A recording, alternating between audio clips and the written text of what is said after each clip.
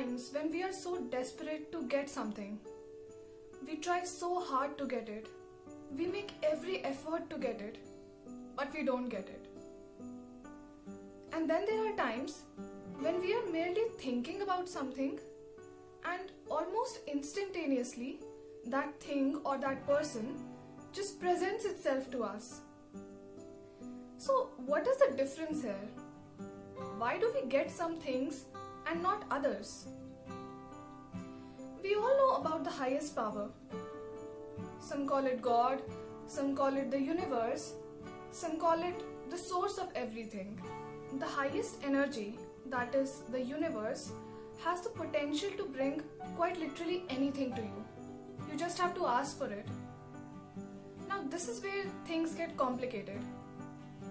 Sometimes we think that we are asking for something, but in our inner minds, we are actually asking for something completely different. Now, if we project confusing signals into the universe, we will get confusing manifestations. Here is one example. A man has a strained relationship with his parents and is always looking for one final reason to cut his ties with his parents. He may even be praying all the time, asking God to give him one big reason to finally step his foot out of his parental house. When he can't seem to move out, he may blame God for not giving him the right opportunity. But if we go deeper into the layers of his psyche, we might come to know that he feels super lonely at his parental house and he has no one to talk to.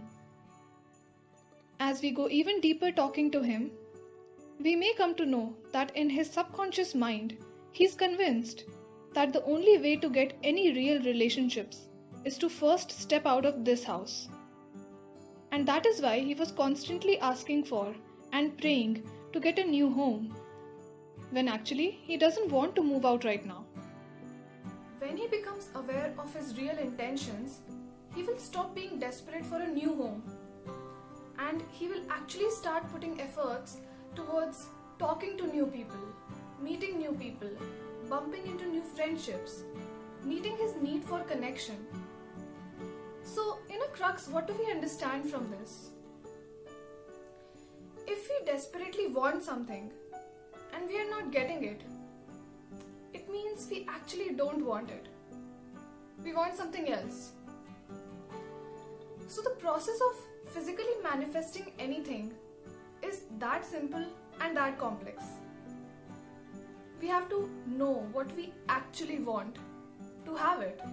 Now, I said complex because most of the times we can't admit to our real needs and desires because we feel ashamed of them, or we feel fear that other people will leave us if we tell them what we actually want. But this facade, this curtain, is the very thing that is keeping us from what we actually want. Many a times we have denied, suppressed and rejected our inner needs so much that even we can't figure out what we actually want. So, to know that, we need to dig deep. Whenever you feel stuck, sit down with your emotions of stuckness and let them speak to you. Now ask these questions and don't go looking for the answers. Let your inner being offer those answers to you. What is the feeling that I'm trying to achieve by getting this thing? Is this really the only way to achieve this feeling? What are the other ways or avenues through which I can get this feeling? Let me explain this through a practical scenario. Let's say there is a woman named Jo who is convinced that the most important thing in her life is to find a perfect partner. That is her topmost priority. When we ask her those questions, we can know the truth. Question 1. What is the feeling that Jo is trying to achieve by getting a perfect partner? Jo lived her entire life with just her mother. Her father was always working out of town and visited them just twice a year. Because of this, she developed a sense of unsafety. She does not feel like she has a protector, because a father is the protector figure for any daughter. So all her life, she has been striving to get a sense of safety. Now, when we talk to her, she might be convinced that all she wants is a man in her life, when actually what she wants is a feeling of safety. Question 2. Is getting a partner the only way to achieve this feeling of safety? And if no, then question 3. What are the other ways or avenues through which Jo can achieve this feeling? Now, the answer to this question will be a very personal one. So, Jo may ask herself this question: What are the things that make me feel safe right now? She may feel that when she is hugging her teddy bear, she feels safe. Or when she is curled up in her blanket, she feels safe. Other answers that she may come up with could include taking a bath, sitting beside a pool, sitting in a flowery garden, reading a book, cocooning in the sunlight, writing her feelings on a piece of paper. This list can be very long. Now, she can add the elements of these things in her day-to-day life and she will feel an enhanced sense of safety.